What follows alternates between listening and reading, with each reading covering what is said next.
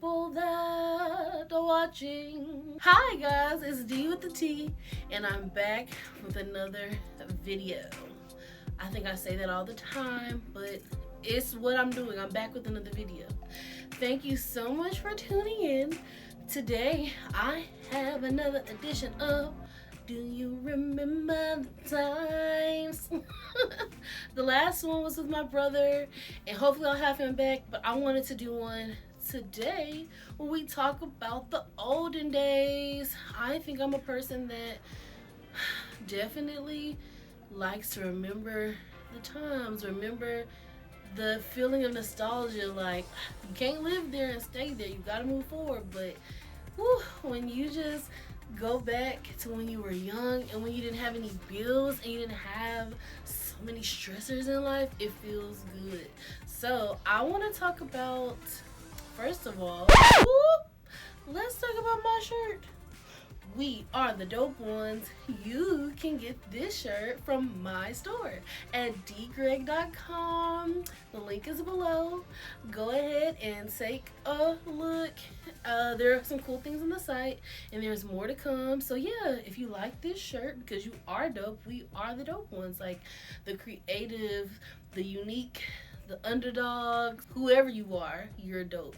And you should own it. So we are the dope ones. Yeah, go ahead and drop on over to the store once you watch my video, and then purchase one for you and your girl, or you and your guy, or your friend, or your mom, or whoever, whatever. I tried to look a little 80s today because we're going to be talking about remembering some of my favorite 80s movies. Now, before we get started, these are not like my favorite of all time, I'll say, because you have some that are like the 80s movies that everybody is like, yeah, of course. Like Coming to America, one of my favorite movies of all time. Genius when it was done, it's so genius to this day. The Color Purple, obviously, but that's a good movie. The Goonies, Back to the Future. Obviously, you have these like iconic 80s movies, Glory. You know, we're not talking about blockbuster hits. Some of these were, but I am talking about some of my favorite movies that takes me back. Some oldies that you should check out if you don't remember these, if you have not seen them, if you were too young to remember. Technically, for some of these movies, probably saw these more so in the 90s or at the latter end of the 80s, because I was born in 85. So, I mean, goo goo gaga, I wasn't doing too much watching these movies, or I didn't understand them all. But these are some movies that I really, really love, and I'm going to go back and watch some of these. Most of these movies I probably haven't seen in years, but I just remember they stuck so strong in my head. I'm like, yup, this is the movies. Let's remember the times together. Okay, guys, so let's go ahead and jump into it. All right. The first movie I want to talk about is The Never Ending Story. The Never Ending freaking story. The Never Ending Story. Okay, some of you might know this. If you watch Stranger Things, there was like, I think on the last season, like this iconic moment where one of the lead characters sung Turn Around, like the theme song to it with his little girlfriend on the phone. But this movie right here, when I say this movie was one of my favorites, it was basically this movie about a young boy named Bastian. First of all, his name is Bastian, and for years I was like, why they keep calling him Bastian? They just need to say his full name, Sebastian. No, the baby's name was really Bastian. I'm not hating on nobody if your name is Bastian. I'm just saying, I just didn't know. As a child, I was like, call him Sebastian. But no, his name was Bastian. And I was supposed to call the boy Sebastian. Bastian was in school, and he was getting like bullied. And so Bastian was trying to find his way, and he goes into this little bookshop to escape the bullies, and the bookshop man gives him this book. Or I think he takes the book. I gotta look at it again. But basically, Bastian gets this book, and to like, you know, stay away from the bullies, and just like, life is so hard for him, he deep dives into this book. But the book is actually like another realm or something. And it takes him to the world, the mythical land of Fantasia. Baby, this movie is so good because he's reading the story and it's really coming to life. And guess what? He has like a part to play in the whole like saving Fantasia, because Fantasia's about to be like destroyed, and so he's reading it, and he's reading the story of this another little dude named Atreyu. Atreyu back then when I was a child, I was like, ooh, Atreyu's kind of cute, but anywho. Atreyu, little warrior god, is trying to save Fantasia, and Bastion's reading about it. But Bastion has like a part to play in the whole movie. So I'm not gonna see the whole story, but that movie was dope. It has so many like fantasy like little creatures and stuff. Atreyu, he partnered up with this luck dragon named Falcor. And I thought that Falcor was a Cocker Spaniel because my grandma had a Cocker Spaniel.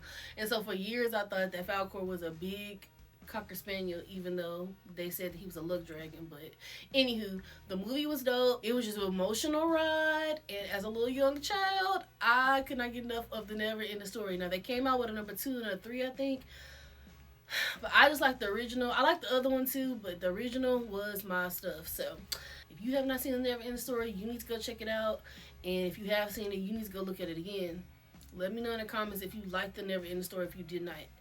But I loved it. Coming in at number 2 is Mannequin. Mannequin was my movie. I probably watched that movie on VHS over and over and over. For you that don't know what a VHS is, it was like a little tape. No, it wasn't a little tape, it was a big tape. It was what we used back in the day. So the VHS, I played that movie and over and over and over and over and over. There was this guy who was having a hard time, I guess, with getting jobs or something like that. And so he was like an aspiring artist, and he got a job being a window dresser. So he worked with the mannequins. At this department store, he made like a mannequin that was oh so great. But she actually came to life with this Egyptian girl spirit from back in the day, and then they fall in love, and then they have like these shenanigans or whatever. There is a song, the hit song from the Mannequin, Nothing's Gonna Stop Us Now by Starship. Nothing's gonna stop us now. Yay! That was my song, okay? That song to this day is on my playlist, on my 80's playlist, and I listen to that like probably every week. But Mannequin was full of fun. And I know some people might think like that's a B movie, C movie. I don't care. That was a good movie to me. And so y'all need to check that out. If y'all have not, go back and take a look. I'm going to watch that today probably when I get done with my videos. The next one is The Last Unicorn. Now this was an animated movie. This unicorn is a mind her own business in the forest, and she overhears these little men say, hey, there's only like one unicorn left in the world. All the other unicorns are dead. They're gone. And so she's like, I'm the last unicorn. I gotta find the rest. And so she goes on these travels to find the rest of the unicorns. And she's like battles this king who basically drove all the unicorns to the end of the earth. And baby girl, she fall in love and she become a human, and it's just this whole thing where she's trying to save the unicorns, but she's fighting her love that she had for this man. It's just a whole big thing. So The Last Unicorn had some drama for you, and it was very dynamic, and I'm not gonna lie, there were moments that made me cry on that last unicorn. I ain't gonna tell y'all if the unicorns are alive or not, but y'all just need to watch the movie. It was really good. The Last Unicorn Girl. Now this one right here was one of my favorite movies, okay? I watched this movie over and over and over. It was called Honey, I Shrunk the Kids. This movie was about this little scientist. He had kids and a family, and baby boy is trying to do this experiment. And he basically shrinks his kids down to like insect size. I don't think he realized at first that he shrunk these kids, but his kids are trying to like survive. They have all these adventures in the yard, trying to escape these insects and being squashed and run over by the lawnmower. They're hungry. The scientists are trying to find these kids, and the kids are trying to get back to the house and trying to stay alive and get unshrunk. that movie is dynamic. And here again, we're not saying that these movies were like top of the line, oh my god, best, greatest of all time that you ever made as a director, but it just is a good 80s movie. Honey, I Shrunk the Kids. Okay, so Richard Pryor. Now, Richard Pryor, he has some good movies. Him and Gene Wilder. This movie does not have Gene Wilder in it, but I still like this movie a lot. This was a movie that my mama recorded, I believe, on a VHS. She recorded it from like maybe playing on like HBO or something. But somebody recorded over the very first part of the movie. So it was very many years that I had not ever seen the very first part of the movie. I didn't know what happened at the very beginning of the movie because somebody recorded over it. It was a MC Hammer documentary. Now, don't get me wrong, I had my MC Hammer pants, and MC Hammer was cool back in the day, but they had recorded the first part of like a worldwide premiere of the MC Hammer documentary. So for the first part of this movie, I didn't even know what happened, but I finally saw it like later on. And so this movie, yeah, I didn't say it, but this movie is called The Toy.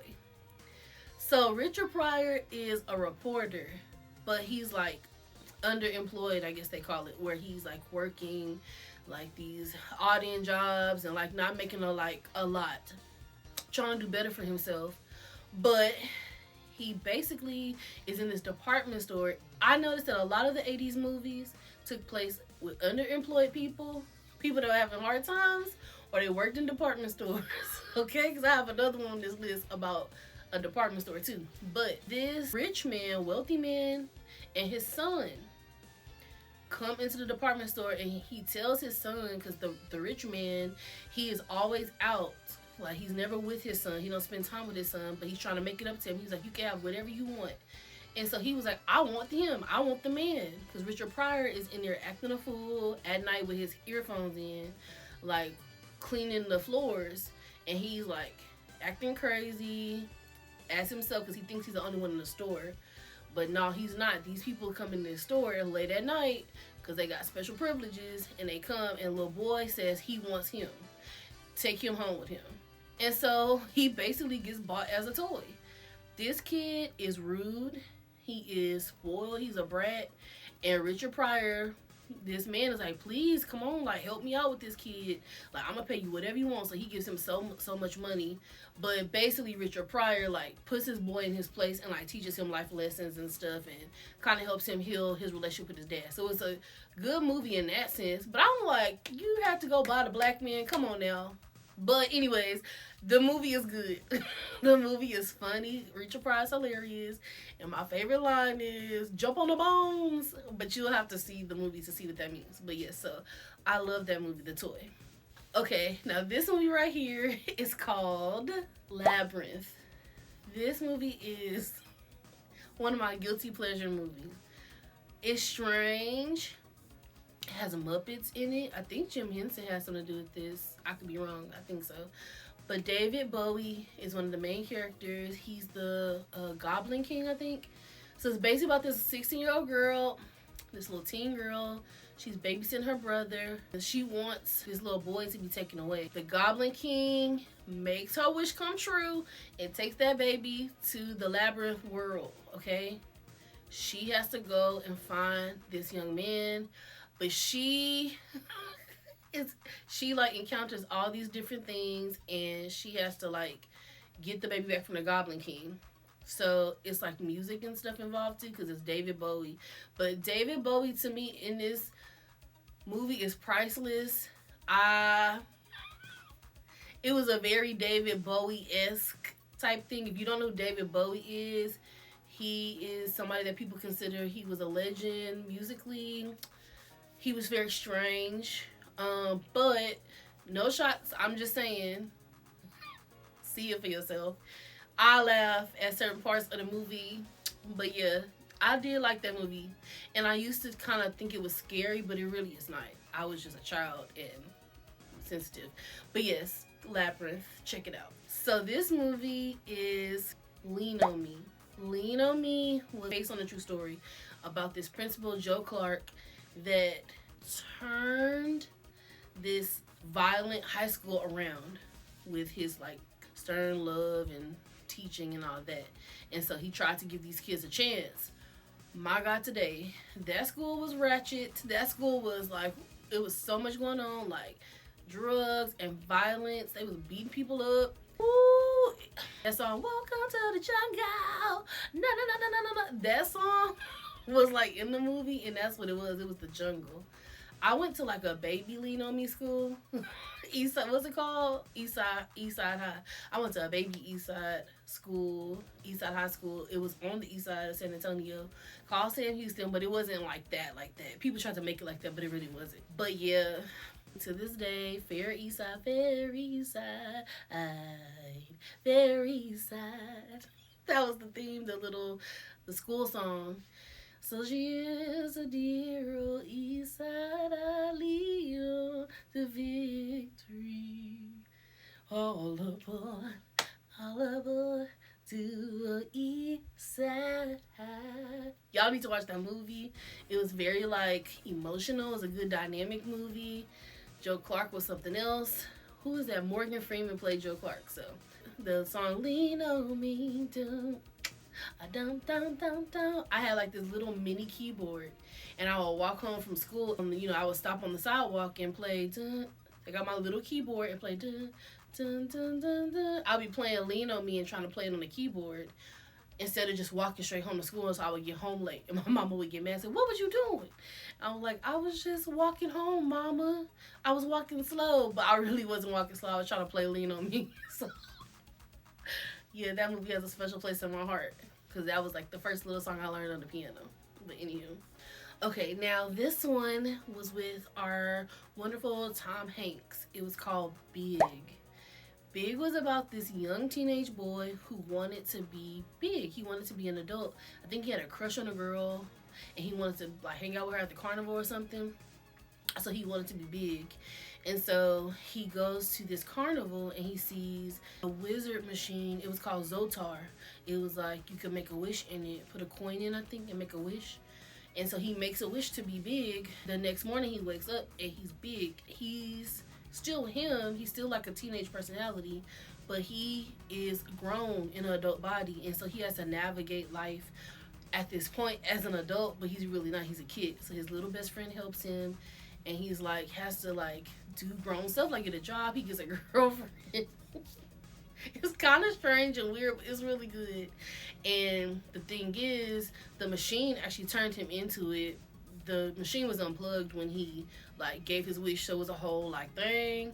Yeah, so it's like he doesn't want to go back to be a kid again, but then yeah, so that's the whole premise of the movie. But it's really good. It's funny. And that one had a very big scene where he was on this big piano playing in a department store. So that was the other department store little movie clip. But yeah, so watch it Big. And our last movie for the day. This one is an animated film. It's called The Land Before Time. This movie was such a movie, like it made me so emotional as a child. It was about dinosaurs. It was the prehistoric time, and it was basically where Littlefoot, the little cute little dinosaur, he partners up with all these other little dinosaurs because their parents, they got separated from their parents during this great famine, and they have to get to the Great Valley. And so they're trying to navigate getting through all these like obstacles and being friends and stuff too. Sarah, she's a triceratops. She was rude, but she was really hurt on the inside. That's why she acted like that. You had Ducky and Petrie and Spike. So they're all little dinosaurs. They all came together and they're trying to get to the Great Valley, find their parents. They're all alone, and they're doing all of this while Sharptooth, the T-Rex, was trying to get them. Sharptooth. That movie had me hard down crying as a kid. It was very like great. The Land Before Time. You gotta watch The Land Before Time. If you have not seen it, if you haven't seen it in a while, go back and look.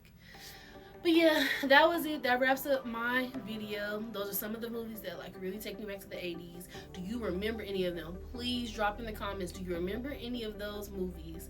And are there any that I left out? Drop in the comments what takes you back to the 80s. And yeah, I'm gonna do one for the 90s too, because I have some on my list for that. Woo, woo, woo. So definitely, if you like what you see, make sure to subscribe, like this video, share it, comment. Like, I love to connect. And don't forget to hit that bell so that you can get notified when I drop another video. Alrighty, that's all. I'm gonna go take my 80s here and get up out of here and do some other stuff for today. But alright, thank you so much for tuning in, and I will see you all next time.